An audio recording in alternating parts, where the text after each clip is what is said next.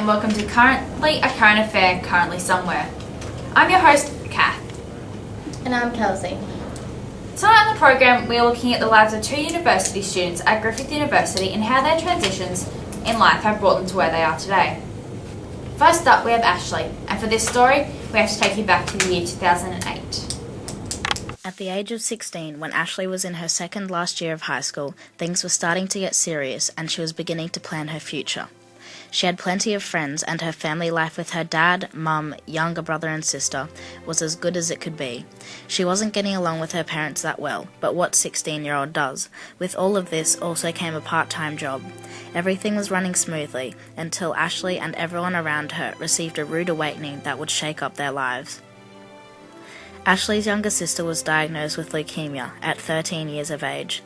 Her family's lives were turned upside down and their usual routines were no longer. The hospital ended up becoming a second home for her family. Her close family and friends provided a lot of support for their family, as well as her and her sister's school, which made it that little bit easier to deal with. When Ashley's sister was home, she did not make it easy for the rest of the family. She seemed to be constantly fighting with her parents about anything and everything. It created such a tense atmosphere and made their parents very stressed. Ashley couldn't stand it and was always trying to do whatever possible to make things easier for her mum and dad. She constantly looked after her little brother, took on more chores and answered phone calls from people who were wondering how her sister was. Anything that she could do to help, she was doing. However, with everything else going on during this time, Ashley was missing a lot of school, and when she made it there, she found it hard to concentrate. It seemed like plans for her future were put on hold. Things were extremely tough for a while, but the whole family remained positive, happy, and were always reassuring each other that everything would be okay. Now everything is back to normal. Ashley's sister has nearly finished treatment, and it has been a great success.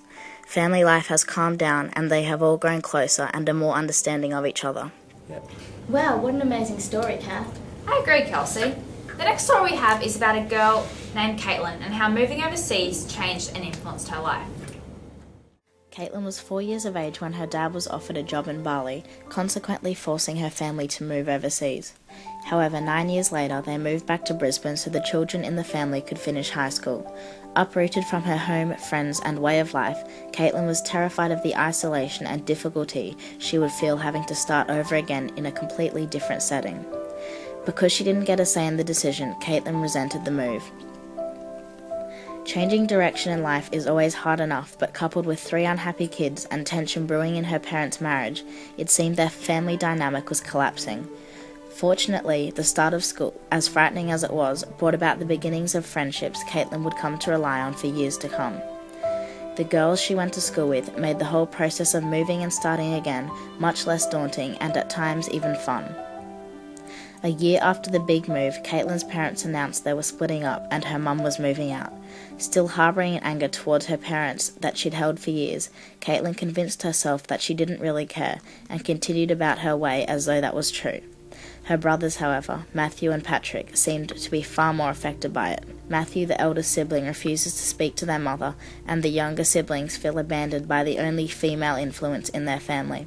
Although she couldn't tell at the time, this event was the driving force behind the bond Caitlin and the boys formed within her family. And without knowing it, the relationship with her brothers and friends created the support structure Caitlin needed to grow. This year, Caitlin was accepted into Griffith University. It wasn't her first preference, but she considers herself lucky to be accepted, and now some big decisions lie ahead of her. Looking at both of these transition stories, we can see that they are both focused around family, but in different ways. Ashley's story focuses on how her family was brought together during her tough time, whereas Caitlin shows how her family was torn apart during her move. Even though neither of the girls' stories were chosen by them individually, they are still choice biographies, as they are non-gender specific and irreversible. Both biographies also include the girls doing things synchronistically and going through more than one transition at a time.